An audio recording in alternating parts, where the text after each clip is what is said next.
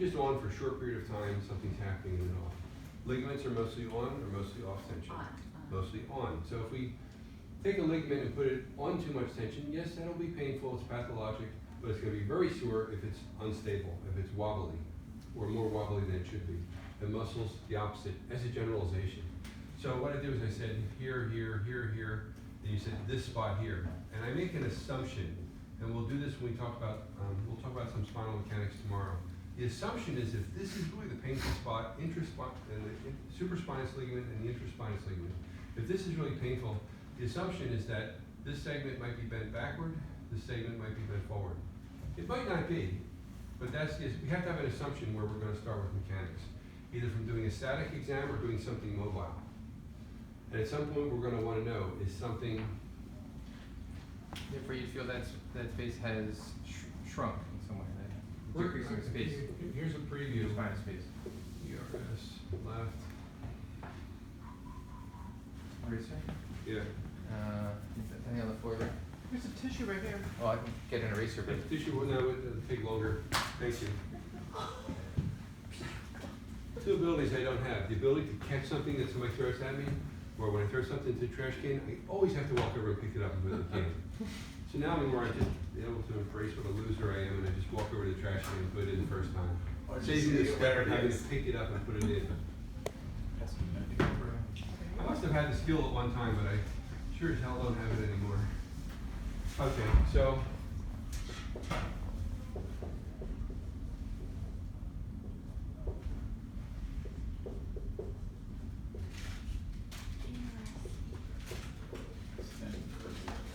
I'm not going to kill you with this tomorrow because it's not so important, but this is where we're headed to.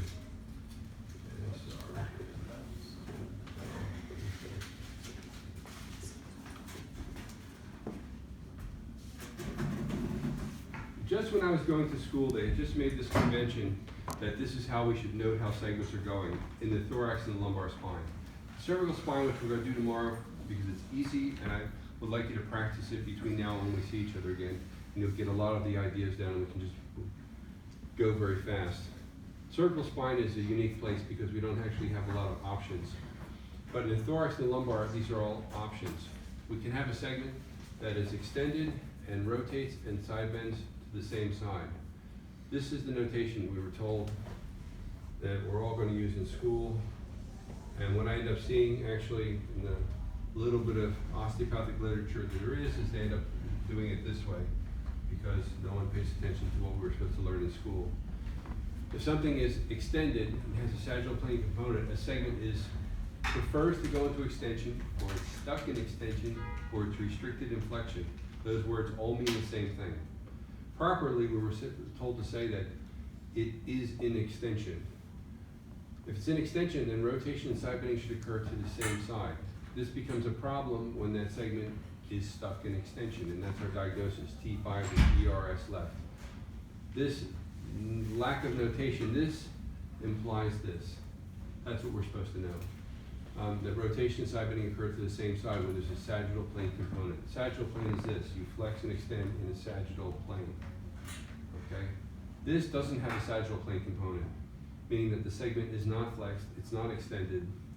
So in that case, side bending and rotation should occur to opposite sides. This we see in a scoliosis.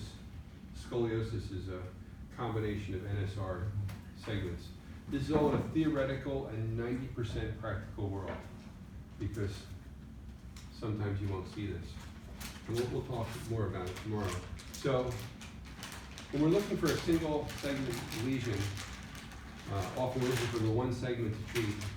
A really quick way to run through this is to go, is one of these really sore? And when one lights up really sore, we can kind of make the assumption that one is extended or one is flexed because that ligament's been a little bit shortened. Then we can do some minimal motion testing on them and come up with one of these two diagnoses.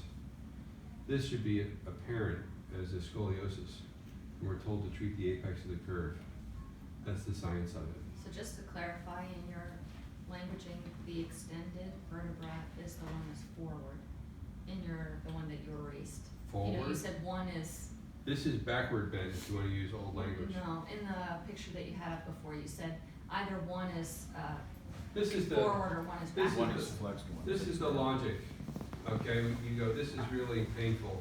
If this space has shortened between the spinous processes, the space is shortened, then this one would be what? If it's facing the same way that I am, Extended. you get what that is? If the space is smaller, oh, you're right, I was Right, thinking it's bigger. not X-ray smaller, Right, not necessarily smaller in X-ray, but some minute change. yeah, I can, This is the theory. Going down like that as opposed to this one's going. Yeah, Yeah, okay, yeah. do that kind of Okay. diagram. I just was thinking the space was, It's not gonna be an X-ray finding. It may be, but it just may be just a subtle change that makes you light up. Other questions? wait, I said, And is neutral for red. I said. Actually, you know, I'll give you all the files, so you'll have them all for, we're gonna do in April. Mhm. So you can just give it to everybody, all of it, and That'd be we'll just great. go over what I get to go through tomorrow. Okay. Awesome. We are slightly concerned though about if anybody else wants to join, like they want to join, what's gonna happen for them. I'm gonna go through this next time, but it'll just be a lot easier Watch Yeah. the to video. grease the highway. Watch the video. Yeah, yeah. Well, I can watch the video, but it also, if there's someone else who's here who hasn't been here, I'm gonna go through everything again. And some people, you know, John, you've done so many things for so much time, you're gonna grease through it, and some people are gonna need to see it on a slower pace. So that's okay. We'll be okay, in 3 days we'll be fine. Okay. Great. The head start will be good, because everyone will have gone through the neck a little bit, and the ideas of isotonic, isolytic, isometric, I can introduce this all tomorrow. That's. Don't worry about the next person coming. If we're a group of 10 or 12, and you know, I'll get Michael to come down maybe from Canada, or I'll get another friend to come. It'll be fine. Okay. I'm usually doing it I'm usually doing everything in 3 days. But then sometimes you want more time to do more diagnosis. They haven't done it. You know, it's Last time you you're did. taking a group and making everybody homogeneous. Homogeneous. 4 days is better, but 3 days can be done. But I'm doing 3 days sometimes with a group of 60 people, and the reality is half of them are, more than half of them are probably clueless on making the diagnosis the way I said. And some people are lightning rods, they get everything I said. So back to, Yeah, I still had, Question? I still had a question. okay. In this example here, are you saying that's the most tender spot? I'm saying that this ligament compared to this ligament, that this is the most tender interspinous space. Between here, here, here. And it's most tender because it's a ligament Ligament is that's, off tension, that's the is theory. off tension. It's not off tension, it's less tension. It's hypotonic. A ligament that's hypertonic should be painful, but hypotonic, unstable ligaments are very painful. Okay. But then you're gonna find pain in ligaments above and below, just not as much, you're saying, because they're gonna be the reverse of that in some way. They're not gonna be the reverse of it, they're gonna be painful. You know, you're approaching, here's the fire. You know, it's painful, it's painful, it's painful, it's really painful. Okay, it's painful, it's not so painful. It's like that. Okay. But you can have multiple problems at these levels, right? You can have 2 or 3. Sure. But you gotta find the most painful. Okay. Or you can spend a long time treating everything. Okay. Sacral diagnosis, just to digress just for a moment, sacral diagnosis, which we will not do tomorrow, because that will cause some people to have a head explosion. We were told about pushing on to feel whether or not the sacrum is springing or not springing on the different poles. And we did it with, you know, it's not springing, it's really not springing, it's very badly springing, and this is all unnecessary. I should photograph and show you how we learned it in school. I swear they just took something that's was a difficult subject for me and made it next to impossible rocket science. And what I did was I threw all the trash out and I made it, I dumbed it down. I dumbed it down to it springs, it doesn't spring. You'll get the same diagnosis. So there. So we're not gonna do sacrum tomorrow? You think that would? I can if you want to, but that'll. Just if I don't know what introduction would be helpful as a way, because that's also a very hard concept. Yep. I went through my first year in Philadelphia and I didn't get the sacrum, and then when the year was over, I said, thank God, never gonna have to do that again. Then I transferred to medical school down in Florida, where osteopathy was serious. The director was very serious about osteopathy, and they all knew it. And it was hard for me. They all knew it, and then they went from there. In Philadelphia, we didn't get it, so we just whacked and cracked both SI joints, cracked L5, 4, 3, 2, 1 while you're at it. Cracked a lot of stuff, and that got you by on your exam. Okay. you know, got done in Florida, he said, well, you know, is that a forward, back, or say, trickle towards you? I'm like, I don't know. I had to have somebody tutor me. So, we can do whatever you want. It's not that hard. I don't think it's that hard the way I'm going to show you. Or you can make it hard to have people think that you're smart. I really think a lot of the osteopaths, it's my opinion.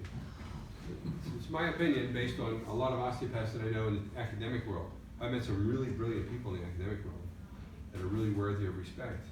And I met some people that are dumb as a box of hammers. And they don't know medicine at all, and they ended up teaching osteopathy because it's safe. Okay, they went to the hospital, and the hospital scared the crap out of them. So they ended up teaching osteopathy and then pontificating about how they know everything in the world. And it's just a paper tiger. So I've met our profession, like every other profession, attracts some stars and attracts a lot of kooks. And a lot of kooks have written books. So when we learned this in the past, it was with. We must have done it to find, we didn't do muscle energy before, so what did we do it to find out where a tender point was, or? I thought it was another, it was when we were doing recoil. Okay, yeah, to decide which area to work on. So when you're doing recoil when someone's prone, I forget. Okay, well, I'll show you. This tells me that this area is most dysfunctional. One of these segments is a problem. Some other segments above and below are compensating. If we go back to, I know we did functional technique already. William Johnson's theory is that everything is a group of 1, 2, 3 segments. Yeah. One segment is doing something poorly and the other two are mirroring it. That's reasonable actually, although no one uses his terminology, but that these are compensating for it. But it still tells me this is the center of the hurricane. If this is the center of the hurricane, then we can look here for intercostal tenderness, ribs that might be tight. Our biomechanical theory is that if a rib is out, we should look at the segment. So you're doing the recoil off the vertebra on ribs associated with that. In the back, I'm not doing it because I got so much muscles to go through. I showed it to you because it's part of the course, but I don't feel as efficacious That's why about it's it. so fuzzy. If there's what's this rib likely to do? A rib dysfunction associated with, okay, let's just pick this out. Just have Folding down. let's have a mental connection. Okay, T6 is ERS left. What kind of rib dysfunction, theoretically, could you look for? T6 is ERS left. It's extended, it's rotated left, side bend left. What's a theoretical rib dysfunction that you could look for? Which rib? Inhalation Which side? restricted. T6, I'm not telling you which side. You'll tell me which side. Inhalation restriction. Stop, everyone stop. No, this will be fun. This will be fun. Fixed. Depending on your Inhalation definition, fixed. depending on your definition of fun. Right, is Okay, that T6, calm down, calm down. T6 is ERS left. Segment is extended, or say ERS, side bend left and rotated left. What's a likely rib dysfunction? There's going to be an extension restriction on the left side. Right, Our terminology will be Okay, an what's the inhalation rib or an exhalation rib. The terminology means a rib that prefers inhalation. You can interpret that to mean it is stuck up, it is restricted in exhalation. Those will all be appropriate antiquated terms, but a rib that prefers inhalation. So T6 is ERS left.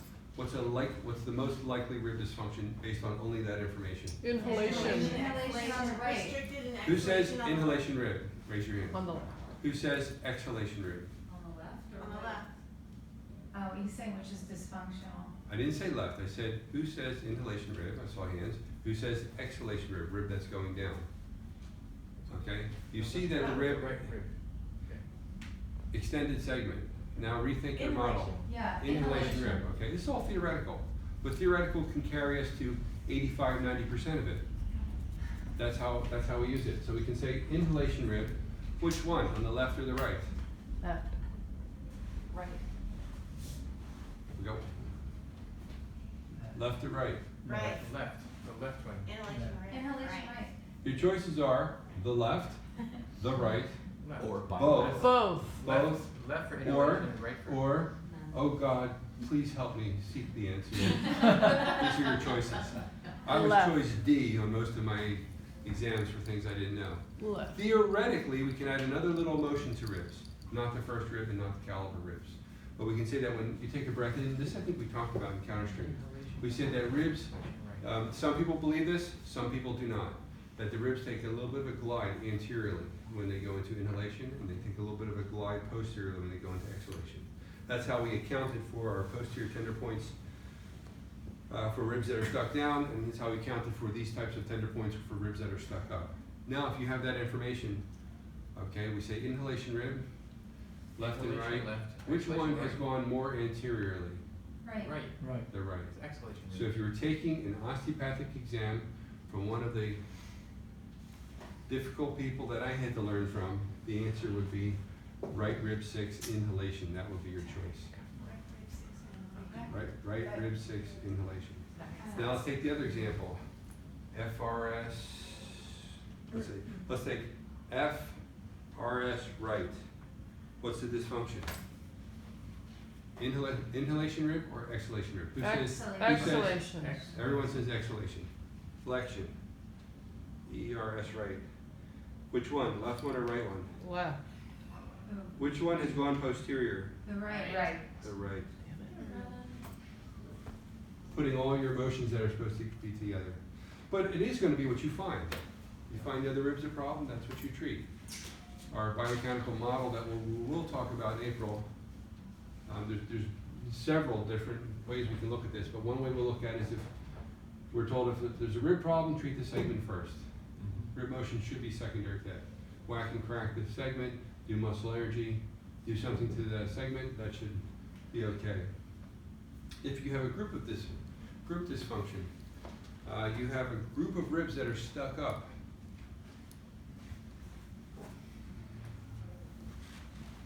We need that rabbit? No? Okay. It's too crowded in the rabbit anyway. Good drinks though. Ball game on it. It must be. There's a crowd. We went to go to the rabbit and we ended up somewhere else. Ah. Let's say you have T6 to 8 inhalation group. Inhalation, yeah, thank you. That's it, day. Inhalation ribs. Okay, what would be the corresponding,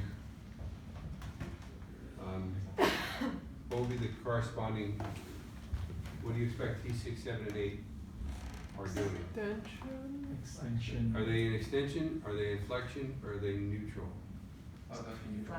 They are neutral. I don't expect you to know this now, except for those of you who've gone through this before.